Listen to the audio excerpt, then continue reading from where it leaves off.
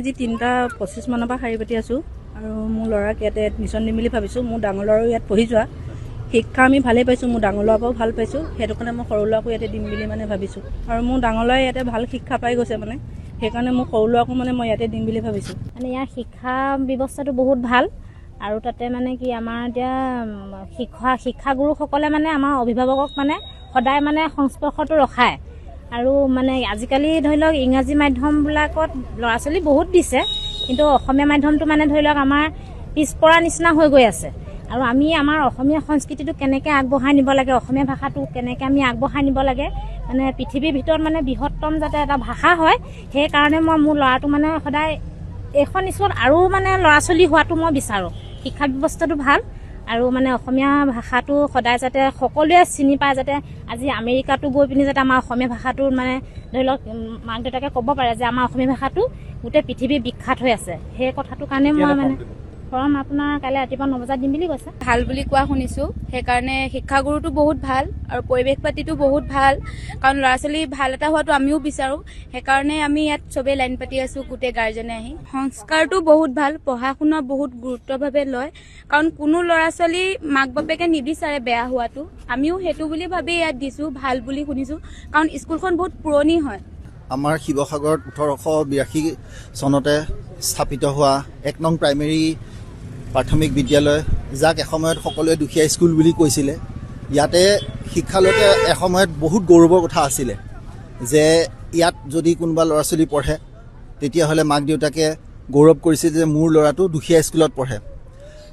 আৰু লাহে লাহে যেতিয়া ইংৰাজী শিক্ষানুষ্ঠানবোৰ শিৱসাগৰত হ'বলৈ ধৰিলে, তথাপিতো শিৱসাগৰৰ এনেকুৱা ধৰণৰ প্ৰাথমিক বিদ্যালয়বিলাক, শিৱসাগৰত 1 নং প্ৰাথমিক বিদ্যালয় হওক বা 2 নং বালিকা বিদ্যালয় হওক বা শিশু ভৱনে হওক, এইবিলাকৰ কিন্তু মানদণ্ডটো খুব ভাল আছিলে। তাৰ কাৰণে তাত শিক্ষা ল'বলৈ তাৰ চাহিদাটো খুব সুন্দৰ হৈ আছিলে, ভাল হৈ আছিলে।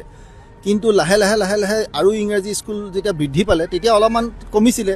কিন্তু যোৱা 10টা বছৰত আমাৰ অসম চৰকাৰত যিখিনি পদক্ষেপ লৈছে শিক্ষাৰ ক্ষেত্ৰত, প্ৰাথমিকৰ ক্ষেত্ৰতে হওক, মাধ্যমিকৰ ক্ষেত্ৰতে বা কলেজীয়া শিক্ষাৰ ক্ষেত্ৰতে হওক, অসম চৰকাৰে যিখিনি পদক্ষেপ লৈছে, সেই পদক্ষেপৰ পৰা যিটো পৰিৱৰ্তন আহিছে, সেই পৰিৱৰ্তনৰে এয়া ফল।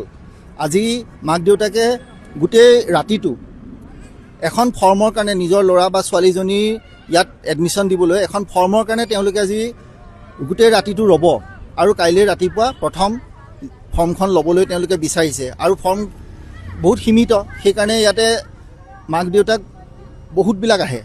কিছুমানে হয়তো ফৰ্ম পাবও পাৰে, কিছুমানে হয়তো ফৰ্ম নাপাব। তাৰ কাৰণে উপায় নাই, কাৰণ কেলৈ বিদ্যালয়খনত যিভাগে আজি ছাত্ৰ ছাত্ৰী ল'ব প্ৰথম শ্ৰেণীত, সেই প্ৰথম শ্ৰেণীত লোৱা ছাত্ৰ ছাত্ৰীসকলৰ যিমানটো তেওঁলোকৰ কেপাচিটি সেইমতেই ল'ব, তাতোতকৈতো ওপৰত ল'ব নোৱাৰে।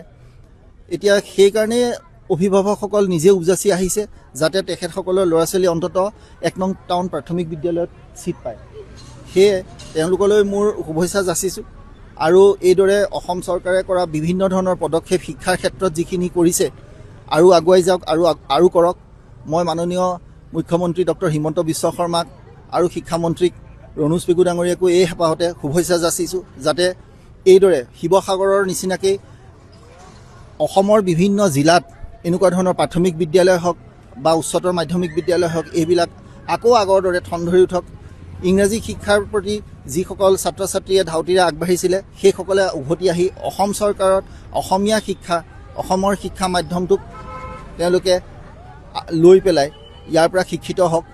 কাৰণ কেলৈ আমি জানো যে অসমত যি সময়ত এই অসমীয়া শিক্ষানুষ্ঠানবিলাক আছিলে, তাৰ পৰাই স্বনামধন্য ব্যক্তিসকল আজি অসমত তেখেতসকলে অসমত সাংস্কৃতিকতে হওক বা ৰাজনীতিকতে হওক বা চিকিৎসা ক্ষেত্ৰতেই হওক বা শিক্ষাৰ ক্ষেত্ৰতেই হওক, তেখেতসকলে কৰ্ম কৰি আছে। ইয়াৰ পৰা গৈ তেখেতসকলে উচ্চ মাধ্যমিক শিৱসাগৰ মহাবিদ্যালয় হওক বা কটন মহাবিদ্যালয়তে হওক, তেখেতসকলে তাত শিক্ষা গ্ৰহণ কৰি আজি অসমখনক এইদৰে আগুৱাই নিছে।